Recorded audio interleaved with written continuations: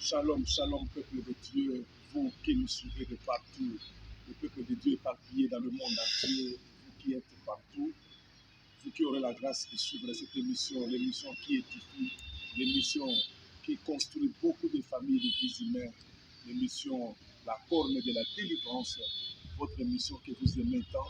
Shalom, shalom chez vous. Que Dieu vous bénisse pendant les quelques minutes que nous allons partager ce que Dieu a prévu pour nous ce matin. Il y a une parole pour toi, toi qui me suivras. Nous allons prier le Seigneur. Éternel Dieu Tout-Puissant, toi le maître des temps et des circonstances, nous te demandons ce matin que tu disposes le cœur et tu circoncis l'oreille droite de mon frère et de ma soeur, afin que ce qui sortira ce matin soit pour l'édification et que ça puisse produire des fruits dans nos vies et que la vie, leur vie ne reste plus jamais le même. Et que par cette parole, que les gens puissent se situer, que les gens comprennent à savoir discerner ce que tu parles pendant la nuit. Dans le nom de Jésus, nous t'avons ainsi prié. Amen. Shalom encore une fois de plus chez vous, bien-aimés dans le Seigneur. Comme nous vous avons toujours dit que nous sommes là pour vous et c'est notre travail. Quand tu vas sentir un besoin d'être encadré par rapport à ce que nous allons parler ce matin, parce que ce matin, on va parler du phénomène mari et femme de nuit. Et nous avons le numéro de contact que nous donnons ici. Et tu peux nous appeler par ce numéro WhatsApp, nous laisser même les audios, les préoccupations. Et de là, on va parler encore beaucoup plus davantage avec les détails qu'ici. Ici, c'est une question du temps, de l'heure. Voilà, nous avons plus 243 998 48 72 77 plus 243 998 48 72 77. C'est bien humble votre serviteur, l'évêque Patrick Siméon Kaïlé, l'esclave de Jésus. Que Dieu vous bénisse. Nous sommes en train de parler sur notre enseignement sur les dangers de nos rêves pendant le sommeil. Nous avions très bien dit que le monde des songes et des rêves, c'est un monde spirituel. Bien-aimé, un enfant de Dieu, un homme qui ne rêve pas, sa vie ne fera pas longtemps sur la terre des hommes. Et c'est par là que Dieu oriente, c'est par là que Dieu parle, Dieu avertit. Nous devons tenir compte de tout ce que nous voyons pendant le sommeil. Et pendant le sommeil, le corps est dans le repos. Parce que le corps est physique et matériel, ne peut pas entrer dans le monde immatériel, le monde spirituel. Alors c'est pourquoi le Dieu que nous vous prêchons, c'est un Dieu spirituel. Et nous entrons en contact avec lui, c'est dans le spirituel. C'est pourquoi l'esprit ne dort pas, mais c'est le corps qui dort. Vous allez voir que Jésus compare même la mort au sommeil pour nous rappeler que quand vous dormez, vous mourrez déjà. Vous mourrez déjà. Parce que c'est de là que nous recevons tout ce que nous allons vivre pendant la journée et dans notre destinée sur la terre. Cependant, beaucoup ne tiennent pas compte. Beaucoup pensent que ce qu'il a vu la nuit, c'est un simple rêve. Oui, j'ai fait un rêve, j'ai fait un songe, c'est rien. Or, c'était un avertissement. C'était une interpellation de la part du Seigneur que tu as négligé. Mais un jour, lorsque tu seras endommagé dans tel ou tel problème, tu vas te souvenir. J'ai déjà vu ça, oui. Dieu t'avait déjà parlé. C'est pourquoi Dieu dit, rien ne peut t'arriver si moi, l'Éternel, je ne t'avertis pas. Un enfant de Dieu doit juger de tout. Un enfant de Dieu doit discerner de tout. Parce que Dieu parle tantôt d'une manière, tantôt d'une autre. C'est là où nous allons voir maintenant dans Job 33, les versets 18 et 14 à 18. Dieu dit, Dieu parle tantôt d'une manière, tantôt d'une autre. Cependant, l'homme n'y prend point garde. Dieu est en train d'interpeller non seulement les chrétiens, il interpelle tout le monde. C'est Dieu qui a créé l'homme. Dans ce monde-là, et les païens et les chrétiens, tout le monde fait des rêves, fait des songes. Il y a ceux-là que Dieu appelle, ceux-là qui ne les connaissent pas encore, mais par les songes. Mais lui peut prendre ça comme si un simple rêve ou songe. Bien-aimé dans le Seigneur, le rêve sont les reflets de tout ce que tu as vu pendant la journée. Tu as aimé une femme, tu as aimé un homme, pendant que tu dors, tu peux le voir. Ça, ce sont des rêves. Mais le songe, c'est là où Dieu recadre les choses. C'est là où Dieu nous situe. C'est là où Dieu nous avertit, nous interpelle. Nous devons faire attention. Et voyez, Job dit, Dieu parle tantôt d'une manière, tantôt d'une autre. Mais l'homme n'y prend point garde. Moi, j'aime cette phrase. L'homme n'y prend point garde. Mes frères chers dans le Seigneur, nous devons, Dieu n'est pas ce Dieu qui fait trembler les gens aujourd'hui. Et dans un mur comme ça, tu passes, il commence à parler. Non. Nous sommes dans un temps de la grâce, dans le temps de la grâce, où il faut avoir la foi pour comprendre. Il faut avoir le discernement pour discerner le temps. Parce que le Dieu que nous prêchons, c'est le maître des temps et des circonstances.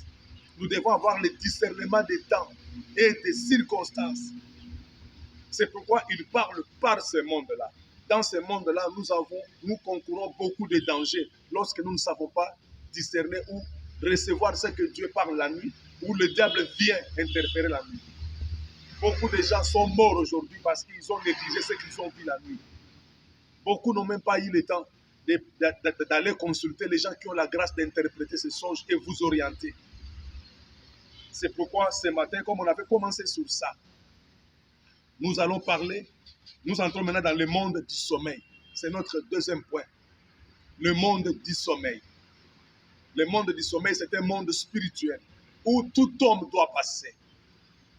Même les animaux dorment, mais les animaux ne font pas de rêve parce qu'ils n'ont pas l'esprit. Ils ont seulement l'âme. Mais l'homme a l'âme, a l'esprit. Quand l'âme se repose, l'esprit continue la vie. Dans ce monde-là, nous vivons encore. C'est-à-dire, lorsque l'homme dort, c'est le corps qui se repose. Mais l'homme continue la vie, mais dans un monde spirituel. C'est pourquoi, dans ce monde-là, tout ce que tu verras, tu dois discerner. Quel est le message que Dieu veut me donner? Beaucoup sont morts aujourd'hui. Beaucoup ont perdu leur travail. Pendant qu'ils dormaient, ils avaient vie. Mais ils ont vu une autre personne qui a perdu le travail, ne sachant pas que c'était lui. Il a cru que c'est l'autre personne-là. Or, quand Dieu parle, il faut aller vers les gens qui ont la grâce d'interpréter et de savoir t'orienter. Ça, c'est notre grâce. C'est ce que nous faisons chaque jour. Et situer les gens par rapport à leurs songes. La nuit, quand ils dorment, nous orientons, nous passons dans la délivrance. Voilà pourquoi ici, dans 1 Thessaloniciens chapitre 5, 5 à 10, Dieu est en train de nous dire ici, de nous interpeller dans cette écriture. Il dit, ne dormez pas comme les autres. Chers frères, écoute-moi très bien. Ne dormez pas comme les autres. Il s'agit ici dans le monde du sommeil. Dieu est en train de nous interpeller. Ne dormez pas comme les autres là. Nous devons dormir comme des enfants avertis, qui ont l'esprit de Dieu en eux. L'esprit ne dort pas. Mais toi, quand tu dors, et ton esprit et l'âme dort. Quand Dieu parle, ça te passe comme ça parce que tu ne sais pas voir. Quand quelqu'un dort, il ne sait pas écouter ce qui se passe dehors. Je vais ici ouvrir une parenthèse pour vous dire, il y a deux dimensions de sommeil. La première dimension, quand tu entres, tu dors. Tu peux encore entendre ce qui se passe dehors. Quelqu'un peut venir toquer pendant que tu dors et tu entends. Tu peux te lever, aller ouvrir la porte. Quelqu'un peut entrer dans ta maison, tu peux dire, mais qui est entré? Mais tu dormais, tu entends, la chair est encore en vie. Mais dans la deuxième dimension de sommeil, c'est quand maintenant la chair meurt. L'esprit entre dans le monde des esprits. C'est là où même un voleur peut entrer, il sort, tu ne sais même pas que le voleur est entré. Parce que tu es un cadavre, tu es déjà un homme mort. C'est pourquoi c'est là où Jésus fait maintenant cet parallélisme pour dire qu'il appelle la mort le sommeil.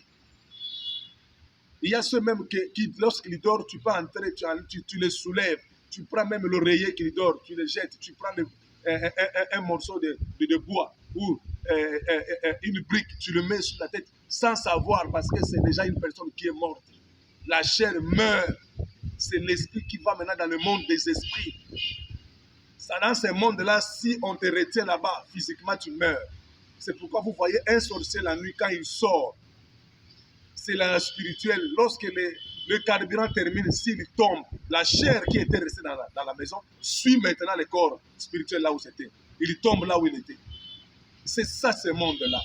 C'est pourquoi tu dois avoir le discernement, de bien comprendre dans ce monde-là. Si on te retient là-bas, tu meurs physiquement aussi. Il y a des gens, la nuit, ils étaient bien, vous avez passé la nuit ensemble, vous dormez, le matin, il ne se réveille pas, il est retenu à ce monde-là. Il était faible en esprit. Et il est resté là-bas. Oh, mais on était bien la nuit, on a parlé, on a même prié la nuit, nous étions partis, nous avons dormi ensemble. Comment un papa s'est réveillé? Il est retenu dans ce monde-là. Ton esprit doit être puissant et au-dessus des autres esprits. C'est dans la foi que nous devenons forts. Or, la foi vient de ce qu'on entend. Ce qu'on entend, c'est la parole de Dieu qui rend la foi plus que toute autre chose. Et cette foi, c'est une personne spirituelle qui accompagne notre esprit. Tu peux entrer et sortir sans problème. Dans ce monde-là, il y a beaucoup. Alors, nous voulons maintenant parler d'un sous-point. Et le sous-point que nous voulons parler, c'est le phénomène femme et mari de nuit. Très important.